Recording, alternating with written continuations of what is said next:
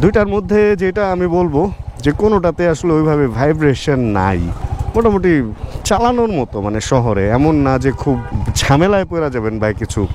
তবে রাস্তার আলোর সাথে বাইকটা একদম গেছে, রেট্রো রেট্রো একটা রোড, রেট্রো রেট্রো একটা ফিলে চালাইতেছি, সেই লাগতেছে।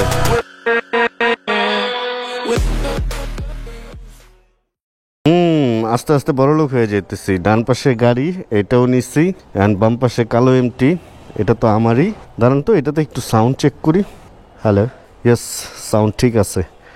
অ্যান্ড এখানে যে R15 এম একটা দেখা যেতেছে, TFT মিটার সহ এইটাও যদি আমার হয় তাহলে কেমন হয়? না, এটা আমার না, এটা শুভ ভাইয়ের বাইক, কিন্তু এটা আমার কাছেই ছিল। এটার মালিকের নাম মনে হয় রাকিব। হাওয়া টাওয়া কম আছে নাকি? না, সব ঠিকঠাকই আছে। বিসমিল্লাহির রহমানির রহিম। এই বাইকটা কালকে আমার কাছে ছিল। আইসা পড়ছে? আচ্ছা, হ্যাঁ, যেটা বলতেছিলাম সেটা হলো শুভ ভাই ফোন দিল, অ্যান্ড ফোন দিয়ে বলতেছে ভাই আমার সকালে আসলে বের হওয়ার কথা ছিল, আমি ভাবছি সকালে এই বাইকটা ওনাকে দিয়ে দিব। অ্যান্ড ফোন দিয়ে বলতেছে এক কাজ করেন, তাহলে R15টা নিয়ে একটু বের হন, এটা মনে হয় বিক্রি হয়ে গেছে, অ্যান্ড ডেলিভারি বা এরকম কিছু একটা। আচ্ছা, স্পোর্টস বাইকে না ক্যামেরার ওয়াইড মোডটা বেশ সুন্দর কাজ করে। কাজ করি, দাঁড়ান একটু HV-তে দিয়ে রেকর্ড করি। ওকে, HV মুডে দিছি। তবে HV এই মুডে দিয়ে যদি আপনি কোনো কারণে অফ করে নেন, এই স্টেবিলাইজার অফ করেন, তাহলে জিনিসটা দেখতে আরও বেশি সুন্দর লাগে। তবে জানায়েন যে আসলে কীরকম কি লাগতেছে, মানে এই ভিউতে কি আসলে ভালো লাগতেছে কি না। এরকম চিপার ভিতরে এই ধরনের বাইক হইলে ওগুলার লুকিং গ্লাস ভাঙ্গা রাখাই ভালো। সোজা করে রাখলে ফাঁক ফোকর দিয়ে বের হওয়া যায় না। কি একটা মানুষের জনস্রোত শুরু হয়ে গেছে দেখছেন। কোন দিক দিয়ে যাব?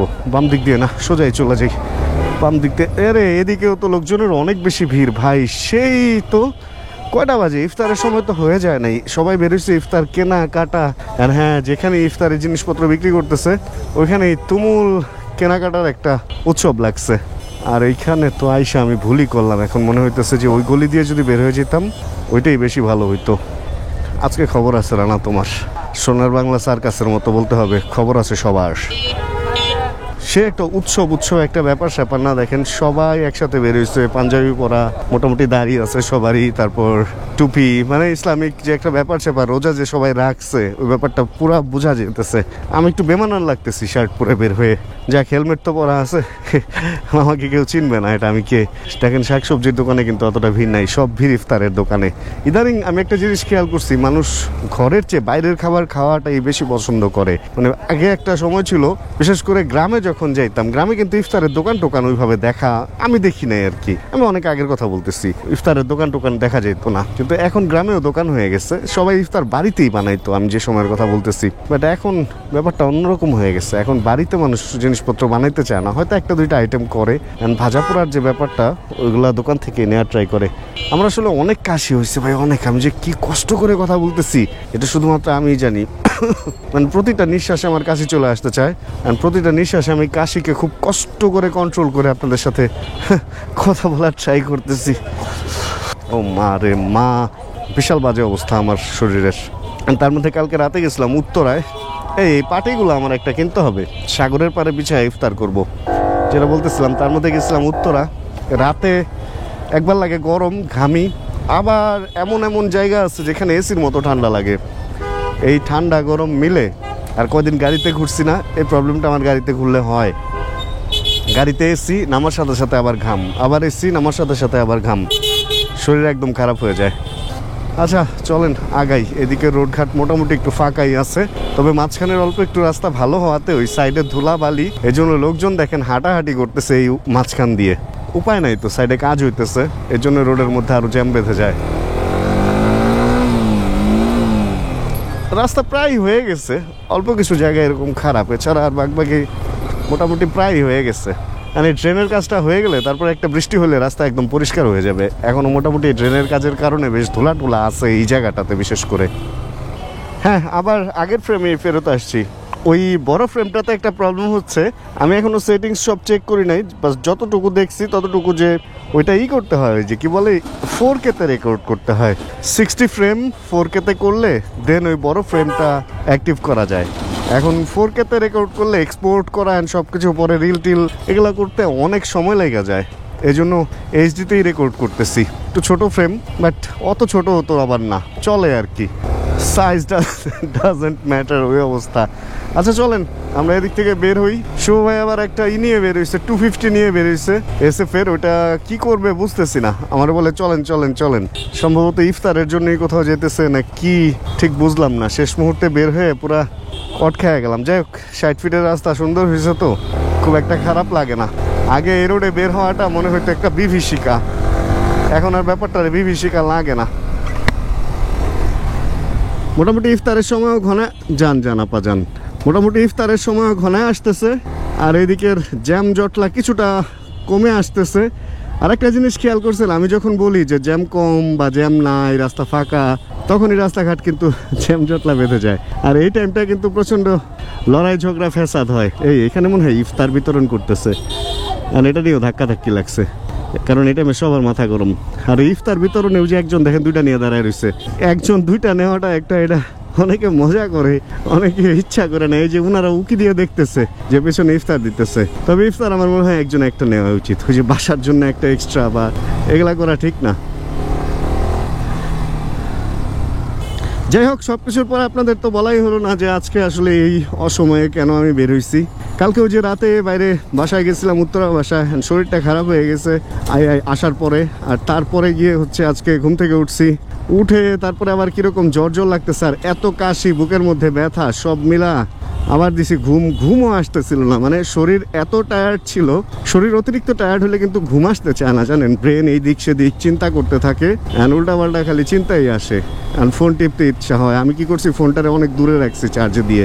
আর ইদানিং এই ফোনটা একটা খুব বাজে একটা ব্যাপার হয়ে দাঁড়াইছে, এটাই বলতেছি আমি ফোনটা দূরে রাখছি, ঠিক আছে, একটা ফোন আসলো কাটলো শেষ, 2টা ফোন আসলো কাটলো শেষ। অ্যান্ড কেন জানি আমি শুয়ে বুঝতে পারি যে একই নাম্বার থেকে 2বার দিল নাকি 2টা আলাদা আলাদা নাম্বার থেকে, এরকম একটা হয়ে গেছে, সিক্স সেন্স কাজ করে। অ্যান্ড তারপরে গিয়ে কি হলো, ফেসবুক মেসেঞ্জারে কন্টিনিউ ফোন আসতেছে। আমার মনে হইতেছে একই লোক, কারণ থামতেছে আর আসতেছে, থামতেছে আর আসতেছে, কোনো বিরাম নাই।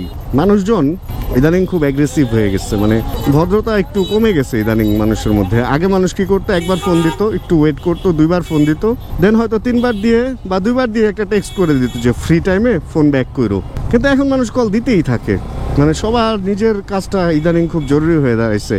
এই জন্য আমি ঠিক করছি এখন আমি আবার আগের পন্থায় চলে যাব। আমার আগের প্ল্যান এ যেটা ছিল ওটাই ভালো ছিল, প্ল্যান বিতে সেই ভুল করছি। প্ল্যান এটা আমার ছিল হচ্ছে ঘুমাইতে যাওয়ার আগে ফোন অফ, অ্যান্ড ঘুম থেকে উঠে ফ্রেশ ট্রেশ হয়ে দেন ফোন অন। ঘুম থেকে উঠেই যদি ফোন অন করে দেখেন 101টা মেসেজ, ওগুলা ব্যাক করতে করতে আপনার ফ্রেশ ট্রেশ হইতে ঝামেলা হয়ে যাবে। এর চেয়ে ফোনটাকে এখন আমরা আসলে আমাদের উচিত অফিস মনে করা।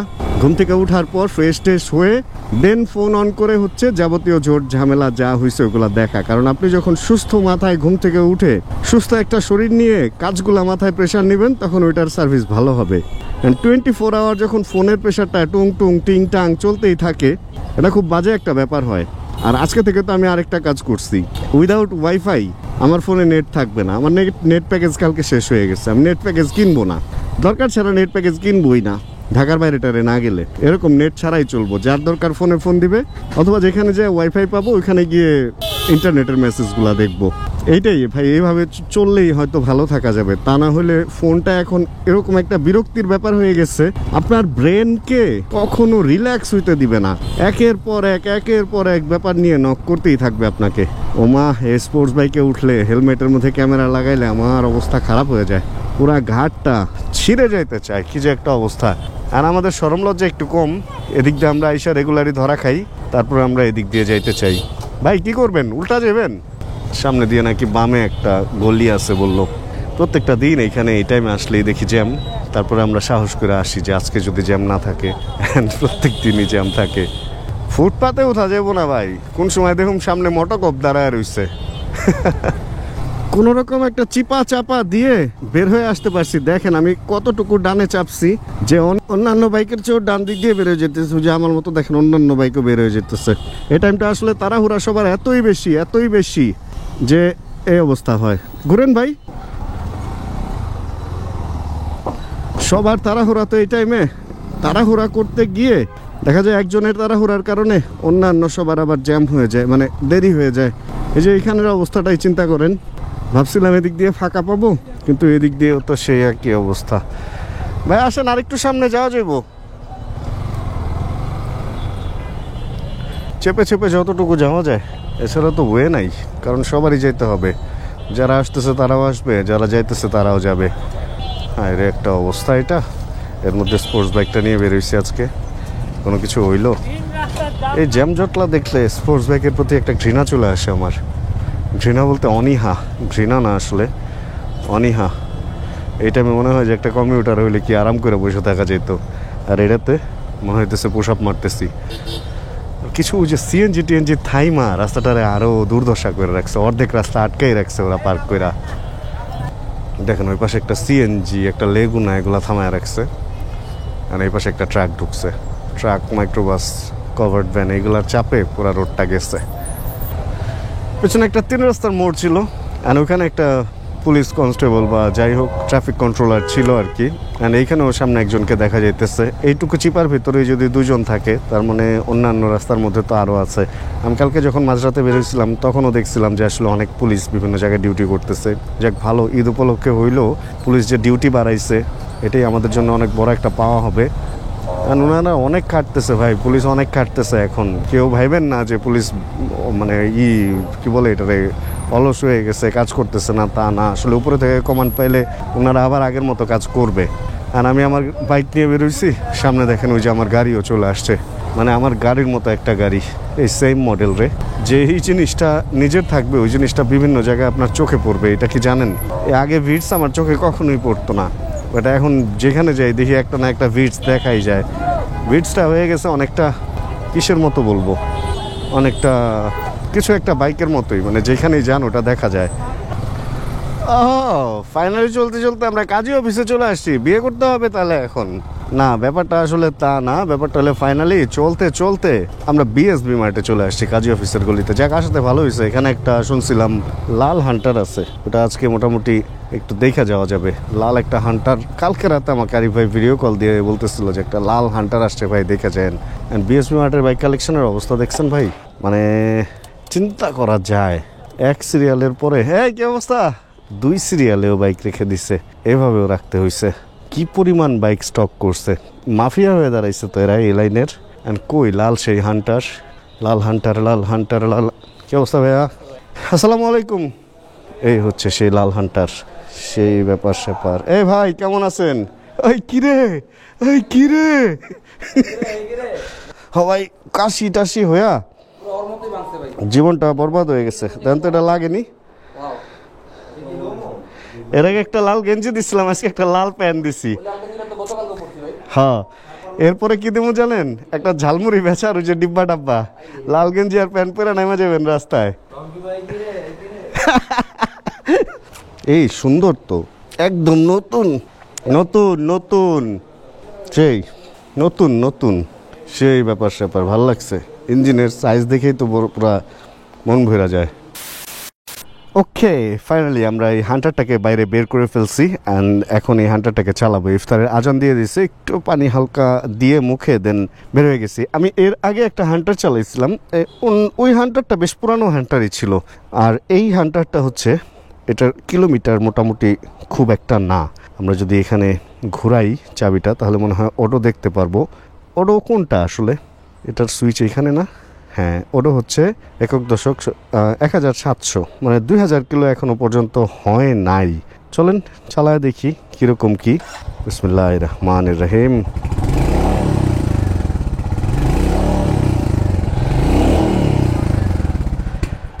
এই ব্যাকফায়ার হয়। আচ্ছা, অনেকে বলে এটা নাকি ভাইব্রেশন, অনেক ভাইব্রেশন নাকি বডি পর্যন্ত লাগে, এই করে সেই করে। কিন্তু আমি এর আগে যেটা চালাইছিলাম সেটা 5000 কিলোর মতো ছিল, আর এটা তো 2000 কিলোর নিচে, 2500 কিলো আর কি, 1700 কিলো।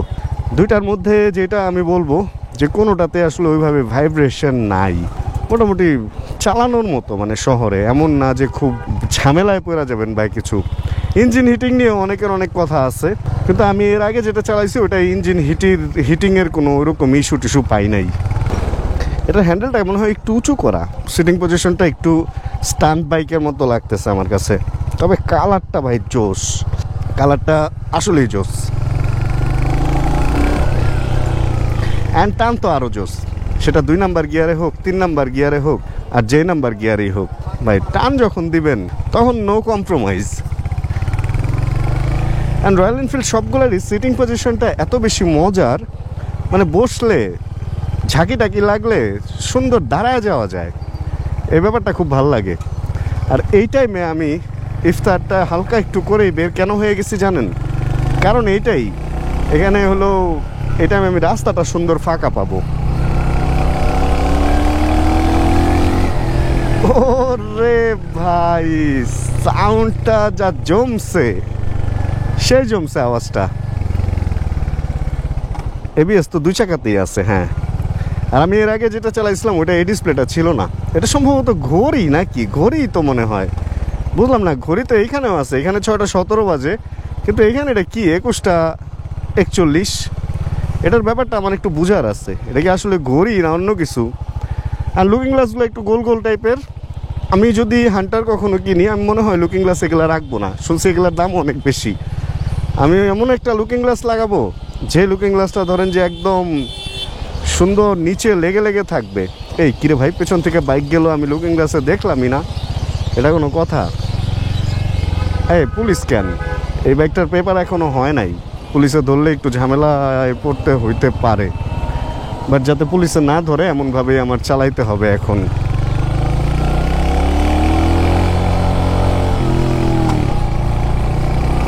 এক নাম্বার গিয়ারে তো ভাই 40 পর্যন্ত ইজি উঠা যাইতেছে, মানে তেমন কোনো প্রেশার দিতে হইতেছে না, একদম 40 পর্যন্ত উঠা যাইতেছে। আচ্ছা, আমি যে এত বাইক চালাইতেছি, আমার কি ক্যামেরা রেকর্ড নিতেছে আসলে, মানে সাউন্ড রেকর্ড নিচ্ছে কিনা একটু চেক করি তো। হ্যাঁ, নিচ্ছে। আপনারা যারা হান্টার চালাইতেছেন তারা একটু এটার ফুয়েল কীরকম, 1 লিটার তেলে কত কিলো যায়, এটা আমাকে একটু জানায়েন প্লিজ। এটা নিয়ে আমার একটু কনসার্ন যে আসলে 1 লিটার তেলে যদি অন্ততপক্ষে 30 যায় তাহলেও ভালো, কিন্তু 30 যদি না যায় ভাই, তাহলে এটা একদম বেমানির খাতায় নাম হয়ে যাবে। অ্যান্ড ব্যালেন্স ট্যালেন্স অনেক বেশি ভালো, সুন্দর ব্যালেন্স। চাইলে আরও পেছনে যায় বসা যায়, মানে এরকম বাইক অনেক সামনে চলে যাবে। তবে রাস্তার আলোর সাথে বাইকটা একদম গেছে, রেট্রো রেট্রো একটা রোড, রেট্রো একটা ফিলে চালাইতেছি, সেই লাগতেছে।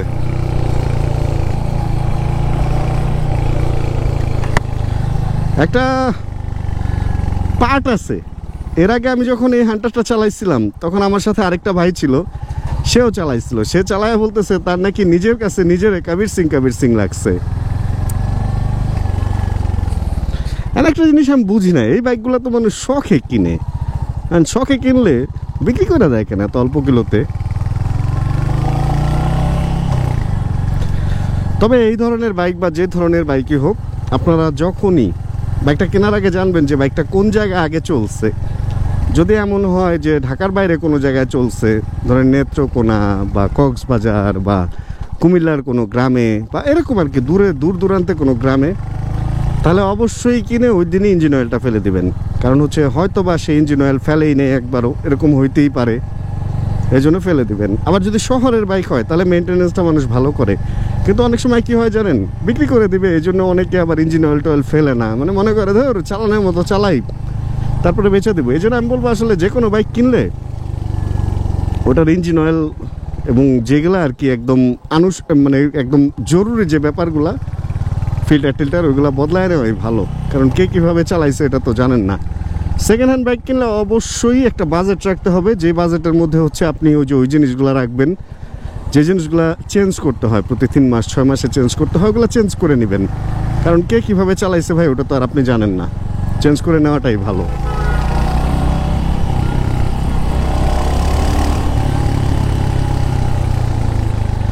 এটার সাউন্ডটা একটু ডিফারেন্ট, মানে ইসের মতো অত ঢাক ঢাক ঢাক ঢাক করে না, এটা একটু ফাস্ট ফরওয়ার্ড হইতেছে, একটু ফাস্ট, গ্যাপটা কম লাগতেছে আমার কাছে, গিট গিট গিট গিট, মানে একটু ফাস্ট।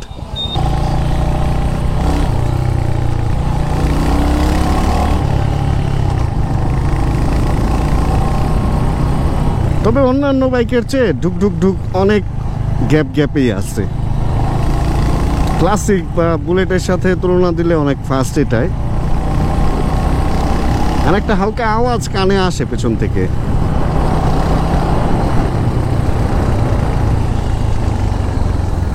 সুন্দর একটা ফিল পাইলাম বাইকটা চালায়।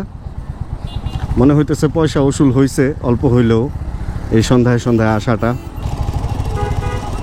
আমি হান্টার কিনবো, মানে এখন হোক আর তখন হোক আর যখনই হোক, হান্টার একটা আমাকে কিনতেই হবে। কারণ এটার মধ্যে একটা ভালো লাগা কাজ করে হান্টারের মধ্যে আমার। অন্যগুলা ভালো, বাট কেন জানি এটাই বসলে টসলে অনেক সুন্দর একটা ফিল হয়।